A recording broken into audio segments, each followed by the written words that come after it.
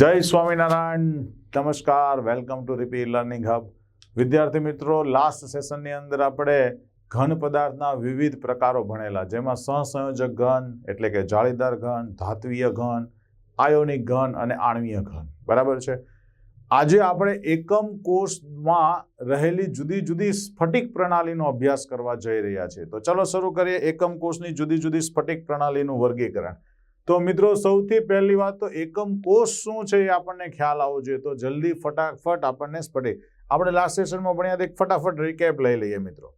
આ ગોળ એકમ કોષ જે છે એની અંદર તમે જુઓ તો એક બાજુને હું એ વડે દર્શાવું તો એની એક્ઝેક્ટ સામેનો ખૂણો આલ્ફા થશે. જો કોઈ બાજુને હું બી વડે દર્શાવું તો એની એક્ઝેક્ટ સામેનો ખૂણો આ શું થશે? બીટા થશે. અને જો કોઈ બાજુને આપણે સી વડે દર્શાવીએ તો આ ગેમા થશે. મતલબ સી, આ ગેમા આલ્ફા ખૂણો જે છે ને, ગેમા ખૂણો, એની વાત કરીએ તો એ ફ્લોરિંગનો ખૂણો છે આપણા માટે. કયો ખૂણો છે? ફ્લોરિંગનો ખૂણો છે.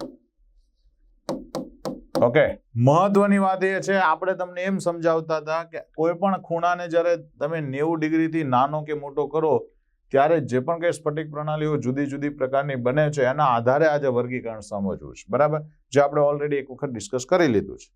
તો આજે આપણે મિત્રો સૌથી પહેલા તો સ્ફટિક પ્રણાલીને કેટલા 7 પ્રકારમાં વર્ગીકૃત કરી શકાય ને 7 પ્રકારની સ્ફટિક પ્રણાલી જુદી જુદી 14 પ્રકારની વ્યવસ્થામાં ગોઠવાયેલી હોય છે, જેને બ્રેવિસ લેટિસ કહેવામાં આવે છે. શું કહીએ છીએ આપણે? Bravais lattice. સૌથી પહેલો જ ગુજકેટ એમસીક્યુ આઈએમપી થયો કે બ્રેવિસ લેટિસના પ્રકાર કેટલા? તો 14 પ્રકાર આવશે.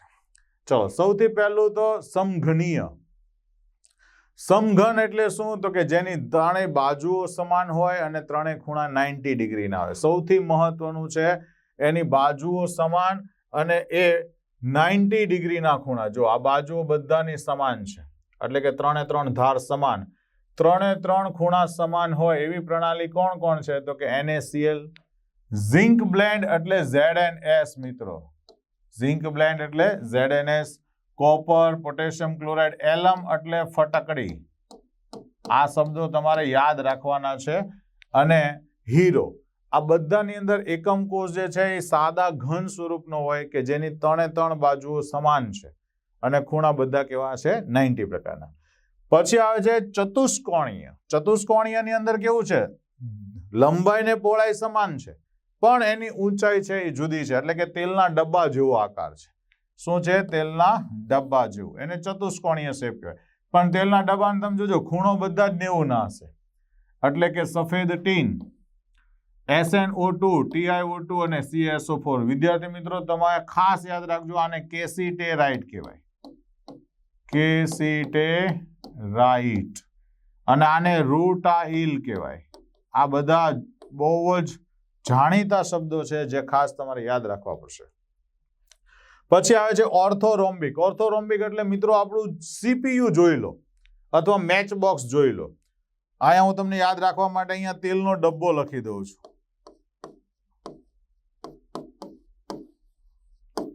અને અહીંયા લખી દઉં છું CPU.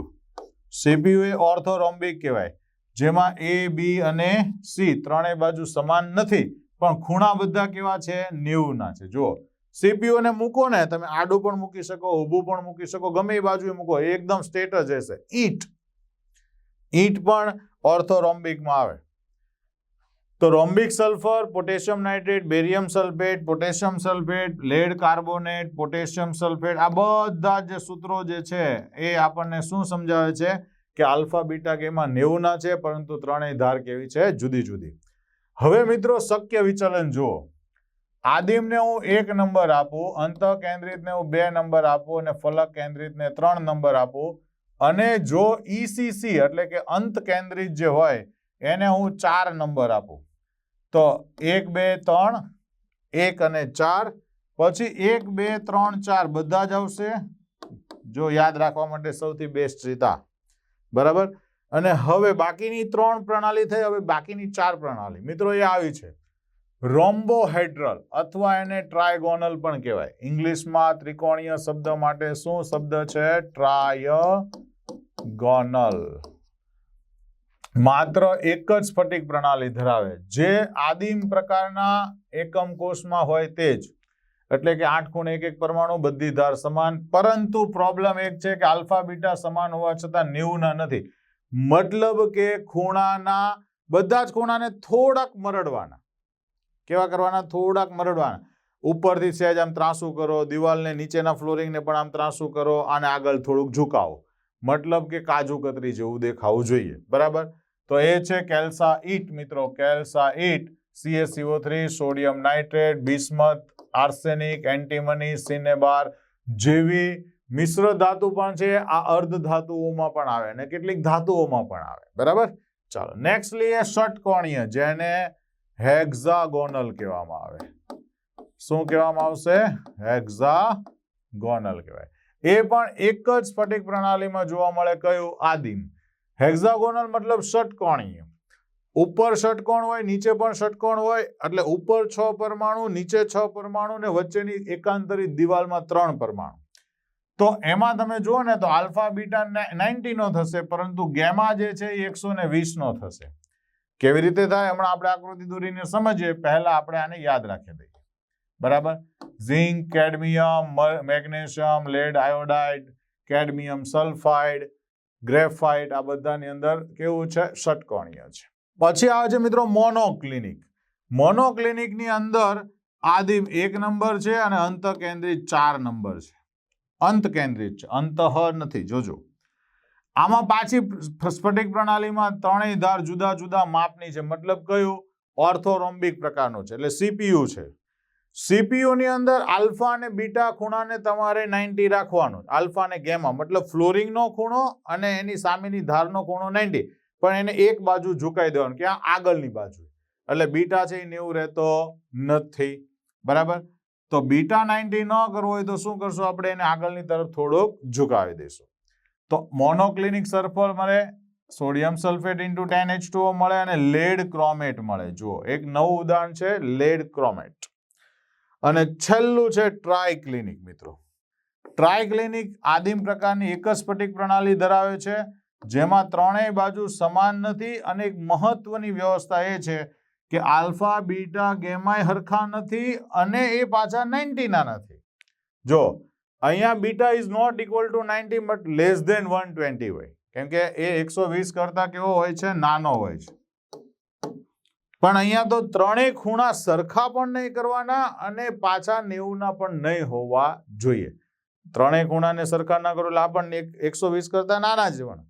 પણ એવી પ્રણાલી કઈ કઈ છે? તો કે કોપર સલ્ફેટ .5H2O છે, પોટેશિયમ ડાયક્રોમેટ છે, ઓર્થોબોરિક એસિડ એટલે કે H3BO3 છે. હવે આ બધી પ્રણાલીઓમાં કયા પ્રકારે આપણે 14 લેટીસ જોઈ શકીએ? 22 લેટીસ. જો ક્યાં દેખાય? 1 2 3 4 5 6 7 8 9 10 11 12 13 ને 14 થઈ ગઈ 14. રેડી? તો હવે આ બધી જ 22 લેટીસ કેવી રીતની ગોઠવાયેલી હોય છે એની વાત કરીએ. મિત્રો સૌથી પહેલા 14 પ્રકારના જે એકમ કોષ છે, 22 લેટીસના 14 પ્રકારના એકમ કોષ, એની આપણે ચર્ચા કરી. એમાં સૌથી પહેલા આદિમ. આદિમમાં કયા કયા હતા મિત્રો? તો કે આદિમમાં 3 પ્રણાલીઓ હતી. આદિમ, પછી બીસીસી અને પછી એફસીસી. એટલે તમે જુઓ છો બધી બાજુઓ સમાન, બધા ખૂણા 90 ના, અને આ પ્રકારની ગોઠવણી હોય છે. હવે તમે બધા યાદ જ છે આદિમ એટલે 6-8 ખૂણે હોય છે. બીસીસી બોડી સેન્ટરમાં વચ્ચે એક વધારાનો એક્સ્ટ્રા છે, અને એફસીસીમાં દરેક ફલકની અંદર એક એક છે. બરાબર છે? ચાલો, એટલે કે સમઘનીય મતલબ પહેલી રચનામાં કેટલા હોય? તો બધી બાજુની લંબાઈ સરખી અને બધા ખૂણા કેટલાના છે? 90 ના છે. હવે આવે છે મિત્રો ચતુષ્કોણીય, એટલે કે ટેટ્રાગોનલ. કેવું? તેલનો ડબ્બો. તો તેલનો ડબ્બો કેવો હોય? આમ ઊંચો હોય. તો તમે જુઓ આ બાજુને હું A કહું, આને હું B કહું, આને હું C કહું, તો આ આલ્ફા, આ બીટા અને આ ફ્લોરિંગનો ખૂણો ગેમા છે. બધા જ 90 ના. બધી જ બાજુઓમાં ઊંચાઈ સૌથી વધુ દેખાય છે. તો એ બે જ જગ્યા આવે. એક આ પ્રકારનું હોય અને એક આ પ્રકારનું હોય. મિત્રો એક યાદ રાખી દો, સીઝિયમ ક્લોરાઇડ જે છે એ આ પ્રકારની સ્ફટિક રચના વાળું છે. યાદ રાખજો, સીઝિયમ ક્લોરાઇડ એ આ પ્રકારની સ્ફટિક રચના છે. ચલો, એમાં કોણ કોણ છે? તો કે એમાં એક બાજુ બીજી બાજુ કરતા લંબાઈમાં અલગ પડે. કઈ? તો કે હાઈટ વાળી. બરાબર? બધા ફલક વચ્ચેના ખૂણા કેટલાના હોય છે? તો કે 90 ના છે. ઓકે, ચાલો નેક્સ્ટ વાત કરીએ મિત્રો, એ છે ઓર્થોરોમ્બિકના 4 કેવી રીતે લેટિસ બને છે. ઓર્થોરોમ્બિક એટલે કોણ હતું? સીપીયુ. સીપીયુ ની અંદર મિત્રો આદિમ પણ મળે, ઈસીસી પણ મળે, એફસીસી અને બીસીસી 4 મળે.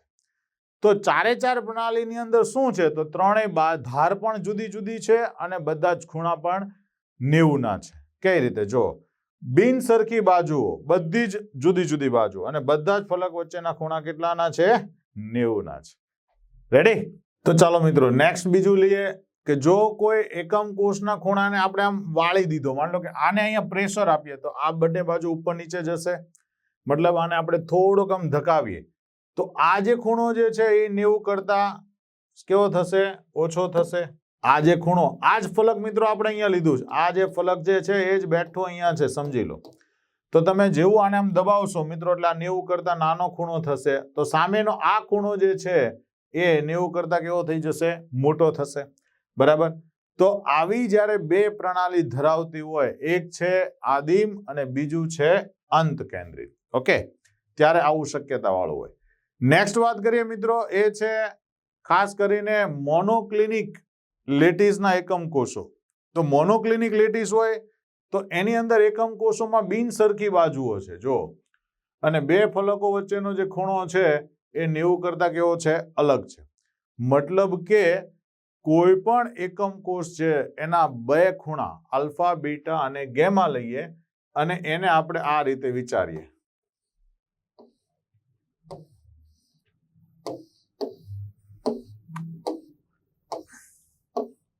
ચાલો, મોનોક્લિનિક લેટિસના એકમ કોષમાં બિનસરખી બાજુઓ છે, મતલબ કે આ બધી બાજુ સમાન નથી. આ આપણે મોનોક્લિનિક એકમ કોષ દોરીએ છીએ મિત્રો, જેની બધી બાજુઓ સરખી નથી. રેડી? એક્ઝેક્ટ સીપીયુ દેખાય છે અને બંને ફલકો વચ્ચેનો જે ખૂણો છે એ 90 કરતા કેવો છે? જુદો છે. તો હવે શું થશે મિત્રો? જ્યારે મોનોક્લિનિક આપણે સમજીએ છીએ તો મોનોક્લિનિકની અંદર આ માની લો કે આપણો એ બાજુ છે તો આ આલ્ફા ખૂણો થશે, આ બી બાજુ છે તો આ બીટા ખૂણો થશે અને આને સી બાજુ કહીએ તો આ ગામા ખૂણો થાય. હવે મોનોક્લિનિકની અંદર તમે જાણો છો એમ કે A is not equal to B is not equal to C અને બધા જ ખૂણા જે છે બે ફલકો વચ્ચેના એ 90 કરતા કેવા છે? જુદા છે. મતલબ કે સીપીયુ ને થોડું ત્રાસું કરો, થોડુંક આમ કરો અને નીચેથી આમ દબાવો એટલે બધા જ ખૂણા, જો આ બાજુ આમ આગળ જશે, આ બાજુ થઈ જશે એટલે થોડું આમ ઢળી પણ જશે, થોડું નીચેથી ત્રાસું પણ થશે અને પાછું આમ પણ ત્રાસું થશે. મતલબ કે આપણે આને પણ આમ લઈ જવાની થોડી, તો 90 વચ્ચેના ખૂણા રહેતા નથી. રેડી? ચાલો નેક્સ્ટ લઈએ મિત્રો, આ છે રોમ્બોહેડ્રલ. રોમ્બોહેડ્રલ ની અંદર કેવું છે? જો બધી બાજુઓ સમાન લંબાઈની છે એટલે લંબાઈ, પહોળાઈ, ઊંચાઈ સમાન.